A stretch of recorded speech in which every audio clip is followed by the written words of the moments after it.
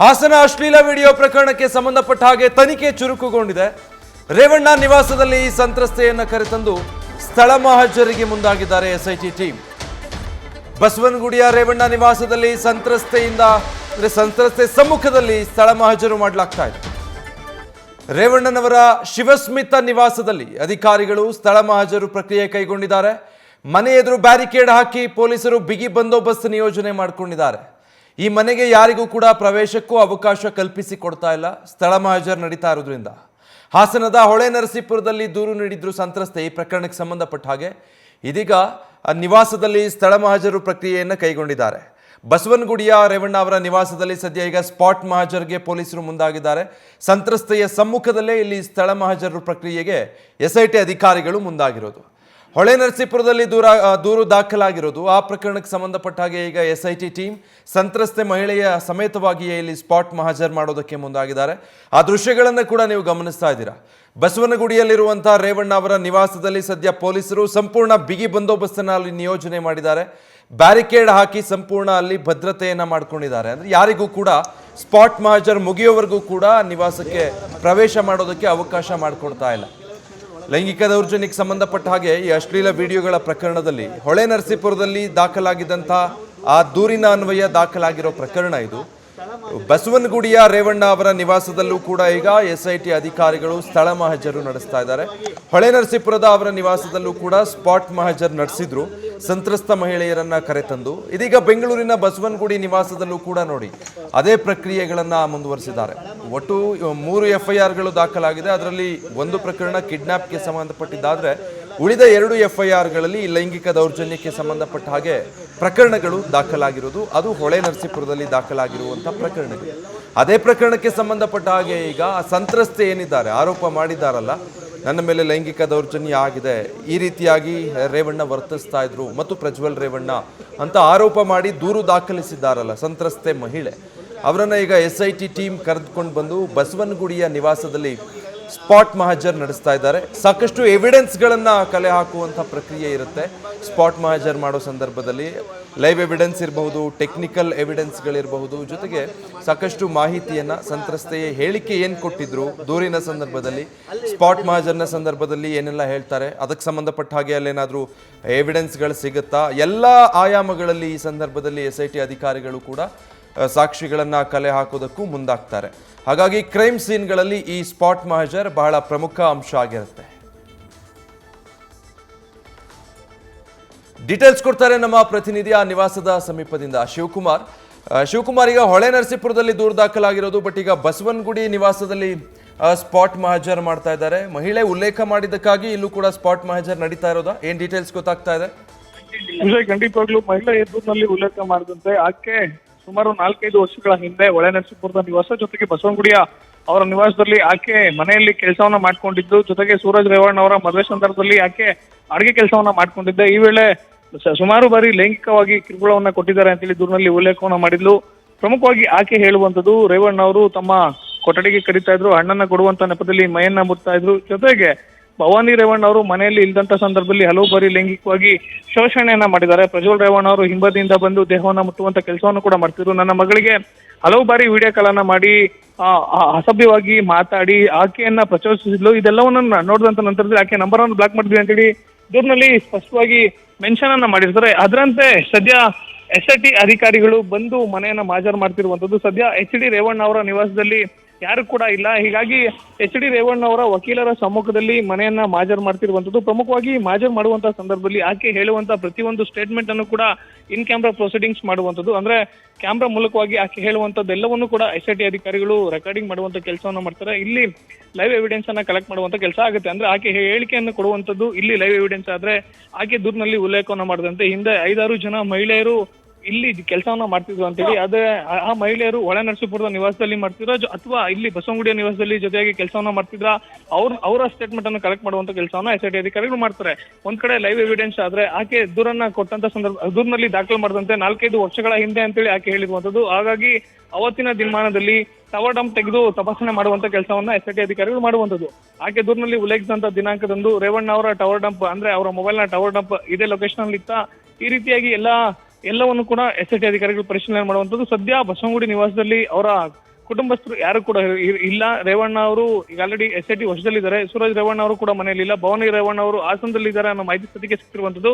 ಅವರ ವಕೀಲರ ಗಮನಕ್ಕೆ ತಂದು SIT ಅಧಿಕಾರಿಗಳು ಹಾಜರು ಮಾಡುವಂತ ಕೆಲಸವನ್ನ ಮಾಡ್ತಿರುವಂತದ್ದು ವಿಜಯ್. ಸೊ ಶಿವಕುಮಾರ್, ಈಗಾಗಲೇ ಹೊಳೆ ನರಸೀಪುರದ ಅವರ ನಿವಾಸದಲ್ಲೂ ಕೂಡ ಸ್ಪಾಟ್ ಮಹಜರ್ ಮಾಡಿದ್ದಾರೆ. ಅದೇ ಸಂತ್ರಸ್ತೆಯರು ಅದಕ್ಕೆ ಸಂಬಂಧಪಟ್ಟಂತಹ FIR ಆಗಿರೋ ಪ್ರಕರಣದಲ್ಲೇ ಬಸವನಗುಡಿ ನಿವಾಸದಲ್ಲೂ ದೌರ್ಜನ್ಯ ಆಗಿದೆ ಅನ್ನೋ ಆರೋಪ ಕೇಳಿ ಬರ್ತಾ ಇರೋದಾ, ಹೇಗೆ?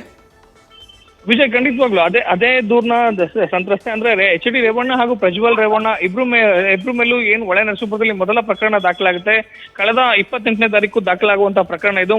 ಈ ಪ್ರಕರಣದಲ್ಲಿ HD ರೇವಣ್ಣ ಅವರು A1 ಆರೋಪಿ ಆದ್ರೆ ಪ್ರಜ್ವಲ್ ರೇವಣ್ಣ A2 ಆರೋಪಿ ಆಗಿರುವಂತದ್ದು. IPC 354 ಜೊತೆಗೆ 596 ಅಂದ್ರೆ ಮಹಿಳೆಗೆ ಜೀವ ಬೆದರಿಕೆ ಹಾಗೂ ಲೈಂಗಿಕ ಕಿರುಕುಳ ಪ್ರಕರಣ ದಾಖಲಾಗಿರುವಂತದ್ದು. ಇದೇ ಪ್ರಕರಣದಲ್ಲಿ ಕಳೆದ 2 ದಿನಗಳ ಹಿಂದೆ SIT ಅಧಿಕಾರಿಗಳು ಹೊಳೆ ನರಸೀಪುರದ ನಿವಾಸದಲ್ಲೂ ಕೂಡ ಮಾಜರ್ ಮಾಡುವಂತ ಕೆಲಸವನ್ನ ಮಾಡಿದ್ರು. ಈಗ ಬಸವನಗುಡಿಯ ಅವರ ನಿವಾಸದಲ್ಲೂ ಬಂದು ಮಾಜರ್ ಮಾಡುವಂತ ಕೆಲಸವನ್ನ ಮಾಡ್ತಿದ್ದಾರೆ. ಅಂದ್ರೆ ಹಾಗೆ ದೂರಿನಲ್ಲಿ ಉಲ್ಲೇಖವನ್ನ ಮಾಡಿರುವಂತದ್ದು. ಸೂರಜ್ ರೇವಣ್ಣ ಅವರ ಮದುವೆ ಸಂದರ್ಭದಲ್ಲಿ ನಾನು ಅವ್ರ ಮನೆಯಲ್ಲಿ ಕೆಲಸವನ್ನ ಮಾಡ್ಕೊಂಡಿದ್ದೆ. ಈ ವೇಳೆ ನನ್ನ ಮೇಲೆ ಹಲವು ಬಾರಿ ಲೈಂಗಿಕವಾಗಿ ಶೋಷಣೆ ಆಗಿದೆ, ನನಗೆ ಕೆಲಸವನ್ನ ಕೊಡಿಸ್ತೀನಿ ಅಂತೇಳಿ ಕೂಡ ಹೇಳಿದ್ರು. ಜೊತೆಗೆ BCM ಹಾಸ್ಟೆಲ್ನಲ್ಲಿ ಅಡಿಗೆ ಮಾಡುವಂತ ಕೆಲಸವನ್ನ ಕೊಡಿಸ್ತೀನಿ ಅಂತೇಳಿ ಕಡೆಗೆ ಕೆಲಸವನ್ನು ಕೊಡಿಸದೆ ಅವ್ರ ಮನೆಗೆ ಬಂದು ಕೆಲಸಕ್ಕೆ ಇಟ್ಕೊಂಡಂತ ಸಂದರ್ಭದಲ್ಲಿ ಹಲವು ಬಾರಿ ಈ ರೀತಿಯಾದಂತಹ ಶೋಷಣೆ ಆಗಿದೆ ಅಂತೇಳಿ ಆಕೆ ಆರೋಪನ ಮಾಡಿದ್ಲು. ಆಕೆ ಕೊಟ್ಟಂತ ಹೇಳಿಕೆ ಆಧಾರದ ಮೇಲೆ IPC 354 ಸೆಕ್ಷುವಲ್ ಹರಾಸ್ಮೆಂಟ್ ಸೆಕ್ಷನ್ ನಲ್ಲಿ ಹೊಳೆ ನರಸೀಪುರ ಪೊಲೀಸ್ ಠಾಣೆಯಲ್ಲಿ FIR ದಾಖಲಾಗಿತ್ತು. ಅದೇ ಪ್ರಕರಣಕ್ಕೆ ಸಂಬಂಧಪಟ್ಟಂತೆ ಹೊಳೆ ನರಸೀಪುರದ ರೇವಣ್ಣ ಅವರ ನಿವಾಸ ಹಾಗೂ ಬಸವನಗುಡಿಯ ರೇವಣ್ಣ ಅವರ ನಿವಾಸದಲ್ಲೂ ಇವತ್ತು ಮಾಜರ್ ನಡೀತಿರುವಂತದ್ದು ವಿಜಯ್. ಸೊ ಶಿವಕುಮಾರ್, ನೀವು ಹೇಳ್ತಾ ಇದ್ರಿ ಎವಿಡೆನ್ಸಸ್ ಗಳನ್ನ ಕಲೆಕ್ಟ್ ಮಾಡ್ತಿದ್ದಾರೆ ಅಂತ. ಈ ನಿವಾಸದಲ್ಲಿ ಯಾರು ಇರ್ಲಿಲ್ಲ ಅಂತ. ಸಾಮಾನ್ಯವಾಗಿ ಯಾರು ಇರ್ತಾ ಇದ್ರು? ಒಂದು ವೇಳೆ ಈಗ technical evidences okay, but live evidences ಅಂತ ಬಂದಾಗ ಯಾವ ರೀತಿ ಪ್ರಕ್ರಿಯೆಗೆ ಮುಂದಾಗ್ತಾರೆ ಅಧಿಕಾರಿಗಳು ಅಂತ? ವಿಜಯ್, ಎಲ್ಲವೂ ಕೂಡ ಕ್ಯಾಮ್ರಾ ಪ್ರೊಸೀಡಿಂಗ್ಸ್ ಆಗುವಂತದ್ದು. ಹಾಗೆ ಹೇಳುವಂತ ಪ್ರತಿಯೊಂದು ಮಾತನ್ನು ಕೂಡ ವಿಡಿಯೋ ರೆಕಾರ್ಡ್ ಅನ್ನ SITಯ ಮಹಿಳಾ ಅಧಿಕಾರಿಗಳು ಮಾಡುವಂತದ್ದು. ಪ್ರಮುಖವಾಗಿ ಬಸವನಗುಡಿಯಲ್ಲಿರುವಂತಹ ರೇವಣ್ಣ ಅವರ ಶಿವಸ್ಮಿತಾ ನಿವಾಸದಲ್ಲೂ ಕೂಡ ವಿಡಿಯೋ ರೆಕಾರ್ಡಿಂಗ್ ಮಾಡುವಂತ ಕೆಲಸವನ್ನ SIT ಅಧಿಕಾರಿಗಳು ಮಾಡ್ತಿರುವಂತದ್ದು. ಆಕೆ ದೂರಿನಲ್ಲಿ ಉಲ್ಲೇಖವನ್ನು ಮಾಡಿರುವಂತದ್ದು. ಸ್ಟೋರ್ ರೂಮ್ ನಲ್ಲಿ ಅಂದ್ರೆ ಅಡಿಗೆ ಮನೆಯಲ್ಲಿ ಒಬ್ಬಳೇ ಇದ್ದಂತ ಸಂದರ್ಭದಲ್ಲಿ ರೇವಣ್ಣ ಅವರು ಹಿಂಬದಿಯಿಂದ ಬಂದು ಮೈಯನ್ನ ಮುಟ್ಟುವಂತ ಕೆಲಸವನ್ನ ಮಾಡ್ತಿದ್ರು. ಮನೆಯ ಕೊಠಡಿಗೆ ತಮ್ಮನ್ನ ಕರಿತಾ ಇದ್ರು. ಹಣ್ಣನ್ನ ಕೊಡ್ಲಿಕ್ಕೆ ಬಂದಂತವರು ಮೈಕೈಯನ್ನ ಮುಟ್ಟಿದ್ರು. ಜೊತೆಗೆ ಬಟನ್ ಅನ್ನ ಬಿಚ್ಚಿ ಲೈಂಗಿಕವಾಗಿ ಕಿರುಕುಳವನ್ನ ಕೊಡ್ತಿದ್ರು ಅಂತೇಳಿ ಆಕೆ ಉಲ್ಲೇಖವನ್ನು ಮಾಡಿರುವಂತದ್ದು. ಪ್ರಮುಖವಾಗಿ ಆಕೆ ಕೊಟ್ಟಂತ ದೂರಿನಲ್ಲಿ ಉಲ್ಲೇಖವನ್ನ ಮಾಡದಂತೆ ಮನೆಯ ಬೇರೆ ಬೇರೆ ಭಾಗಗಳಲ್ಲಿ, ಮನೆಯ ಬೇರೆ ಬೇರೆ ಪ್ರದೇಶಗಳಲ್ಲಿ ಸೆಕ್ಷುವಲ್ ಹರಾಸ್ಮೆಂಟ್ ಆಗಿದೆ ಅಂತೇಳಿ, ಅಂದ್ರೆ ಲೈಂಗಿಕ ದೌರ್ಜನ್ಯವನ್ನ ಮನೆಯ ಬೇರೆ ಬೇರೆ ಪ್ರದೇಶಗಳಲ್ಲಿ ಮಾಡಿದ್ದಾರೆ ಅಂತೇಳಿ, ಹಾಲ್ ಆಗಿರ್ಬೋದು, ಕಿಚನ್ ಆಗಿರ್ಬೋದು, ಬೆಡ್ರೂಮ್ ಆಗಿರ್ಬೋದು, ಎಲ್ಲವನ್ನು ಕೂಡ ಮಾಜರ್ ಮಾಡುವಂತ ಕೆಲಸವನ್ನ SIT ಅಧಿಕಾರಿಗಳು ಮಾಡುವಂತದ್ದು. ಜೊತೆಗೆ ಆಕೆ ಆ ಜಾಗವನ್ನ ತೋರಿಸಿ ಈ ಜಾಗದಲ್ಲಿ ನನ್ಗೆ ಈ ರೀತಿಯಾದಂತ ಕಿರುಕುಳ ಕೊಟ್ರು ಅಂತೇಳಿ ಅವರು ಏನು ಸ್ಟೇಟ್ಮೆಂಟ್ ಅನ್ನ ಕೊಡ್ತಾರೆ ಅದನ್ನ ವಿಡಿಯೋ ರೆಕಾರ್ಡಿಂಗ್ ಅನ್ನು ಕೂಡ ಮಾಡ್ಕೊಳ್ತಾರೆ. ಜೊತೆಗೆ ಇವೆಲ್ಲವೂ ಕೂಡ ಆದಂತ ನಂತರದಲ್ಲಿ 5 ಜನ ಪಂಚರು ಅಂತ ಹೇಳ್ತಾರೆ. ಅಂದ್ರೆ ಪಂಚರ ಸಮ್ಮುಖದಲ್ಲಿ ಪಂಚನಾಮೆಯನ್ನ ಮಾಡುವಂತದ್ದು, ಇದನ್ನ ಮಾಜರ್ ಅಂತ ಹೇಳಿ ಹೇಳ್ತಾರೆ. ಮಾಜರ್ ಆದಂತ ನಂತರದಲ್ಲಿ ಸದ್ಯ ರೇವಣ್ಣ ಅವರ ನಿವಾಸದಲ್ಲಿ ಯಾರು ಇಲ್ಲದ ಕಾರಣಕ್ಕಾಗಿ ಅವರ ಮನೆಯ ಭದ್ರತಾ ಸಿಬ್ಬಂದಿಗಾದ್ರೂ ನೋಟಿಸ್ ಅನ್ನ ಕೊಡಬಹುದು, ಅಥವಾ ಅಂದ್ರೆ ಪಂಚನಾಮೆ ಆದಂತ ಡೀಟೇಲ್ಸ್ ಅನ್ನ ಮನೆಯ ಸಿಬ್ಬಂದಿಗಾದ್ರೂ ಕೊಡುವುದು ಅಥವಾ ಅವರ ವಕೀಲರಿಗಾದ್ರೂ ತಲುಪಿಸುವಂತ ಕೆಲಸವನ್ನ SIT ಅಧಿಕಾರಿಗಳು ಮಾಡುವಂತದ್ದು. ಸದ್ಯಕ್ಕೆ ಸಿಕ್ತಿರುವಂತಹ ಮಾಹಿತಿ ಪ್ರಕಾರ ಅವರ ಮನೆಯ ನಿವಾಸದ ಹೊರಗಡೆ ಆಕೆ ಸಂತ್ರಸ್ತ ಮಹಿಳೆ ಏನಿದ್ದಾಳೆ ಆಕೆಯಿಂದ ಹೇಳಿಕೆಯನ್ನ ಪಡೆಯುವಂತ ಕೆಲಸವನ್ನ SIT ಅಧಿಕಾರಿಗಳು ಮಾಡ್ತಿರುವಂತದ್ದು. ಅಂದ್ರೆ ಮಾಜರ್ ಇಂಥ ಪ್ರಕರಣಗಳಲ್ಲಿ ಮಾಜರ್ ನಡೆಸುವಂತ ಸಂದರ್ಭದಲ್ಲಿ ಹೇಳಿಕೆ ಅಂತ ಹೇಳಿದ್ರೆ ಆಕೆಯನ್ನ ಪ್ರಶ್ನೆ ಮಾಡಿ ಆಕೆ ಕೊಡುವಂತ ಉತ್ತರಗಳನ್ನ ದಾಖಲು ಮಾಡ್ಕೊಳ್ಳುವುದಲ್ಲ, ಆಕೆಗೆ ಯಾವ ರೀತಿಯಾದಂತ ಶೋಷಣೆ ಆಯ್ತು, ಲೈಂಗಿಕ ದೌರ್ಜನ್ಯ ಆಯ್ತು ಅನ್ನೋದನ್ನ ಆಕೆಯ ಮೂಲಕವಾಗಿ ಹೇಳಿಸಿ ಅದನ್ನ ವಿಡಿಯೋ ರೆಕಾರ್ಡಿಂಗ್ ಮಾಡುವಂತದ್ದು ಇಂಥ ಪ್ರಕರಣಗಳಲ್ಲಿ ಮಾಜರ್ ಅಂತೇಳಿ ಹೇಳ್ತಾರೆ ವಿಜಯ್. ಓಕೆ ಶಿವಕುಮಾರ್, ಈಗ ಈ ಪ್ರಕರಣದಲ್ಲಿ ಈಗಾಗಲೇ ಹಾಕಿರೋ ಸೆಕ್ಷನ್ಗಳಿಗೆ ಇನ್ನಷ್ಟು ಸೆಕ್ಷನ್ಗಳನ್ನು ಆ್ಯಡ್ ಮಾಡಬೇಕು ಅನ್ನೋದು, ಅಥವಾ ಇವತ್ತಿನ ಸ್ಥಳ ಮಹಾಜರಿನ ನಂತರ ಆ ಸಾಧ್ಯತೆಗಳಿರೋದು ಹಾಗೇನಾದ್ರೂ ಆಗುತ್ತಾ? ವಿಜಯ್, ಅಂತ ಸಾಧ್ಯತೆಗಳು ತೀರಾನೇ ಕಡಿಮೆ ಅಂತ ಹೇಳ್ಬೋದು. ಯಾಕಂದ್ರೆ ಇದು ಬೇಲಬಲ್ ಅಫೆನ್ಸ್ ಅಂತ ಹೇಳಿ ಹೇಳ್ತಾರೆ. IPC 354 ಆಗಿರ್ಬೋದು, 596 ಆಗಿರ್ಬೋದು, ಎರಡೂ ಕೂಡ 7 ವರ್ಷಕ್ಕಿಂತ ಕಡಿಮೆ ಶಿಕ್ಷೆ ಇರುವಂತ ಪ್ರಕರಣ ಆಗಿರೋದ್ರ ಹಿನ್ನೆಲೆಯಲ್ಲಿ ಇದು ನಾನ್ ಬೇಲಬಲ್ ಅಂದ್ರೆ ಬೇಲಬಲ್ ಅಫೆನ್ಸ್ ಆಗುತ್ತೆ. ಗರಿಷ್ಠ ಅಂದ್ರೂ ಕೂಡ 2 ರಿಂದ 3 ವರ್ಷ ಶಿಕ್ಷೆ ಆಗುವಂತ ಪ್ರಕರಣ ಇದು. ಮೊನ್ನೆ ಕೋರ್ಟ್ ನಲ್ಲಿ ಪ್ರಕರಣ ವಿಚಾರಣೆಗೆ ಬಂದಂತ ಸಂದರ್ಭದಲ್ಲಿ ಸ್ವತಃ ಜಡ್ಜ್ ಕೂಡ ಹೇಳಿದ್ರು ಬೇಲಬಲ್ ಅಫೆನ್ಸ್ಗೆ ಯಾಕೆ ಅರ್ಜಿಯನ್ನು ಹಾಕೊಂಡಿದ್ದೀರಾ ಅಂತೇಳಿ. ಅಲ್ಲಿ ಅರ್ಜಿ ಕೂಡ ರಿಜೆಕ್ಟ್ ಆಯ್ತು. ಸದ್ಯ ಪ್ರಕರಣಕ್ಕೆ ಸಂಬಂಧಪಟ್ಟಂತೆ HD ರೇವಣ್ಣ ಅವ್ರಿಗೆ ಮುಂದಿನ ದಿನಗಳಲ್ಲಿ ನೋಟಿಸ್ ಅನ್ನ ಕೊಟ್ಟು ವಿಚಾರಣೆ ಮಾಡಬಹುದೇ ಹೊರತಾಗಿ ಅವರನ್ನ ಅರೆಸ್ಟ್ ಮಾಡುವಂತ ಪ್ರಕರಣ ಇದೆಲ್ಲ. ಜೊತೆಗೆ ಅಡಿಷನಲ್ ಆಗಿ ಹೆಚ್ಚುವರಿಯಾಗಿ ಸೆಕ್ಷನ್ ಗಳನ್ನ ಸೇರಿಸುವಂತ ಸಾಧ್ಯತೆಗಳು ತೀರಾನೇ ಕಡಿಮೆ ಇರುವಂತದ್ದು. ಆದ್ರೆ ಇದು SIT ತನಿಖೆ ತಂಡ ರಚನೆ ಆದಂತ ನಂತರದಲ್ಲಿ ದಾಖಲಾಗಿರುವಂತ ಮೊದಲ ಪ್ರಕರಣ ಆಗಿರೋದ್ರಿಂದ ಇನ್ಮೇಲೆ ಎಷ್ಟೇ ಪ್ರಕರಣ ಕೇಸ್ ಆದ್ರೂ ಕೂಡ ಮದರ್ FIR ಅಂತಾರೆ ಪೊಲೀಸ್ ಲ್ಯಾಂಗ್ವೇಜ್ ಅಲ್ಲಿ. ಅಂದ್ರೆ ಓರ್ವ ಆರೋಪಿಯ ವಿರುದ್ಧ ಹಲವು ಪ್ರಕರಣಗಳು ದಾಖಲಾದ್ರೆ, ಹಲವು ಠಾಣೆಗಳಲ್ಲಿ ದಾಖಲಾದ್ರೆ ಯಾವ ಕಂಪ್ಲೇಂಟ್ ಮೊದಲು ದಾಖಲಾಗಿರುತ್ತೆ ಅದನ್ನ ಮದರ್ ಎಫ್ಐಆರ್ ಅಂತ ಹೇಳ್ತಾರೆ. ಅಂದ್ರೆ ಈಗ ಆಲ್ರೆಡಿ ಪ್ರಜ್ವಲ್ ರೇವಣ್ಣ ಅವರ ವಿರುದ್ಧವಾಗಿ ಸಿಐಡಿ ಪೊಲೀಸ್ ಠಾಣೆಯಲ್ಲಿ IPC 376 ಅಡಿಯಲ್ಲಿ ಅತ್ಯಾಚಾರ ಪ್ರಕರಣ ದಾಖಲಾದ್ರೂ ಕೂಡ ಅದು ದಾಖಲಾಗೋಕ್ಕಿಂತ 3 ದಿನಗಳ ಮುಂಚಿತವಾಗಿ ಹೊಳೆನರಸೀಪುರ ಪೊಲೀಸ್ ಠಾಣೆಯಲ್ಲಿ ಸದ್ಯ ಮಾಜರ್ಗೆ ಒಳಗಾಗಿರುವಂತಹ ಸಂತ್ರಸ್ತ ಮಹಿಳೆ ಅವ್ರ ಮೇಲೆ IPC 354 ಅಡಿಯಲ್ಲಿ ಸೆಕ್ಷುವಲ್ ಹರಾಸ್ಮೆಂಟ್ ಕೇಸನ್ನ ದಾಖಲು ಮಾಡಿರ್ತಾಳೆ.